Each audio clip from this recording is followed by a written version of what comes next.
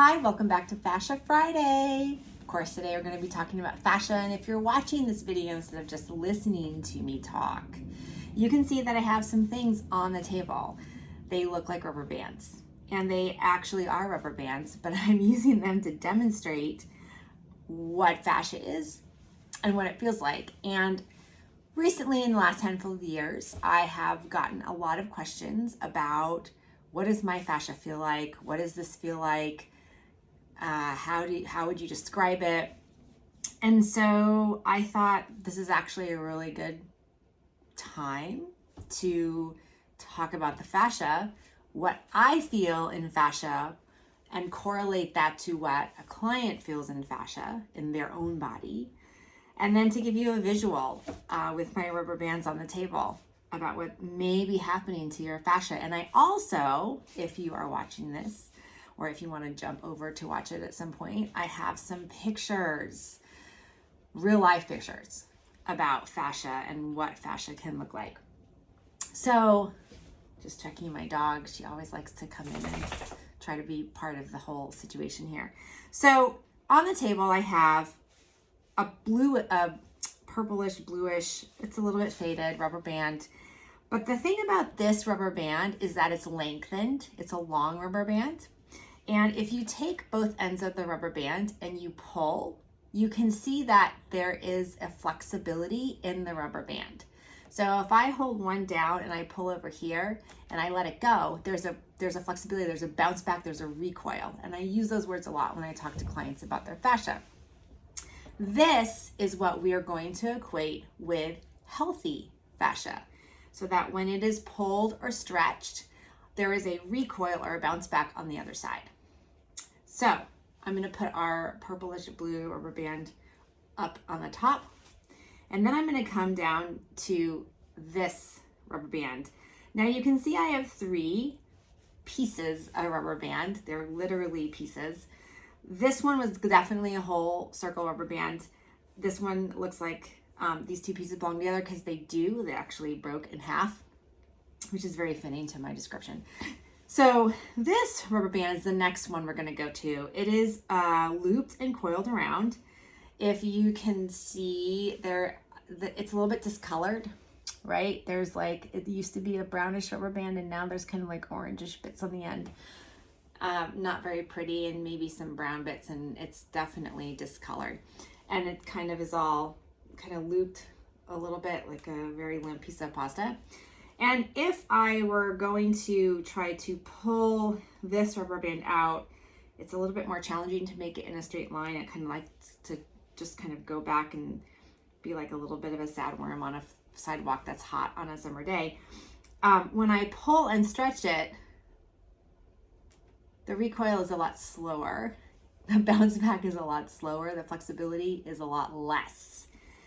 So this can also be a representation of your fascia. Now, if you go back to this piece of fascia, this is what we're going to call a healthy piece of fascia.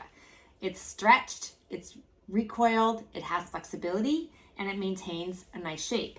This is what we're going to call on its way to some unhealthy fascia. Maybe it's not getting stretched enough, maybe it's not getting activation enough, something's happening, maybe it's dehydrated, but this fascia is not as healthy as the purpley blue rubber band. And now we're going to move over to these other 2 pieces of fascia. This fascia broke, which sometimes happens. If you want to equate that to a tear or a pull or tight muscle, this is probably between these 2 rubber bands. We're getting to be kind of tight. The fascia starts to lock down a little bit, becomes less flexible. So if you can see, this one is very kind of gray black. It's definitely dehydrated, and it definitely was part of this one, and it broke when I tried to pull it and explain to a client about being flexible. So clearly pulling this out and trying to, it's almost like a dried piece of pasta. You try to pull it out and the color is discolored there. It's actually breaking as I do that.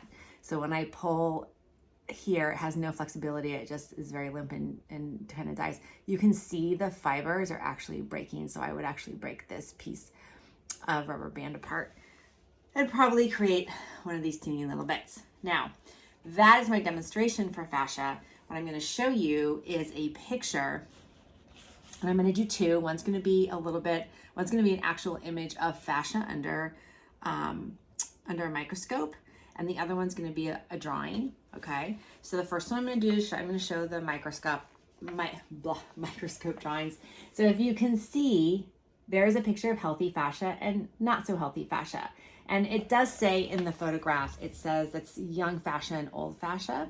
The healthy fascia is a 6-year-old subject, and the older, not as healthy fascia is a 90-year-old subject. So they were talking a little bit about the differences between fascia and aging. But if we extrapolate that out, you can see the healthy fascia is loose and has flexible fibers, and the unhealthy fascia, or the 90-year-old person's fascia, has fibers that look a little bit more like that not flexible rubber band. And then this is going to be the drawing. So they're still saying you can equate this to a young person, a healthy person, and an older person, but it's also a sign of reduced mobility. And that's the thing about fascia that's amazing. If you keep your fascia healthy, then you will be able to do things longer because you have flexibility longer in your fascia. So lengthening your fascia actually helps strengthen your body overall. So this is the picture. If you want to kind of envision the drawing part of the picture, this one, of course, is the healthy fascia, where it all goes in a line, and it looks like a nice tensegrity model.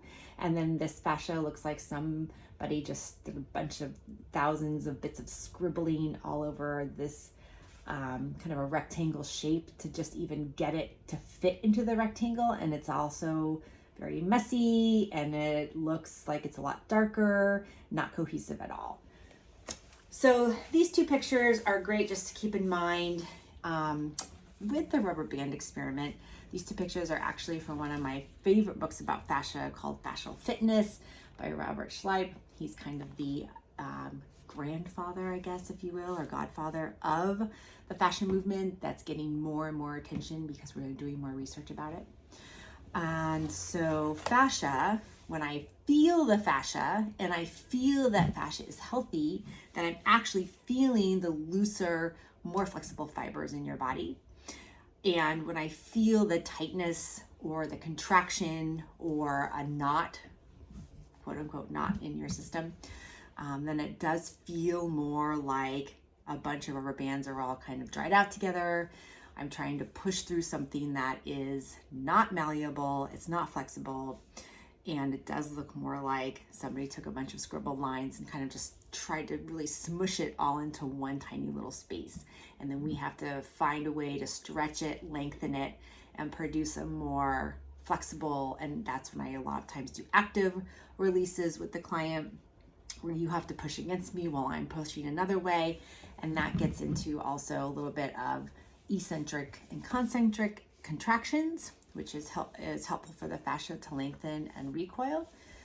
And also I get a lot of questions about inflammation in your fascia. Sometimes fascia feels like there is inflammation. And what that means is that there's lymph fluid trapped in the system. And it feels a little bit like somebody maybe filled up a balloon and made it a water balloon, so it's a little bit squishy. Sometimes if lymph's been hanging out there for a while, somebody has chronic inflammation, it feels like somebody maybe pushed some oatmeal into a water balloon, and when I try to push down on it, it's kind of like trying to push through a little bit of that oatmeal watery feeling. So those are all kinds of descriptions that sometimes I use with clients to talk about what is fascia, what does it feel like, and what does it feel like on my end as an observer and a worker with fascia, and then how to equate that to a client who is feeling it actually in their body at the same time. So I hope this was giving you a great mini lesson with visuals about fascia, and I'll see you next Fascia Friday.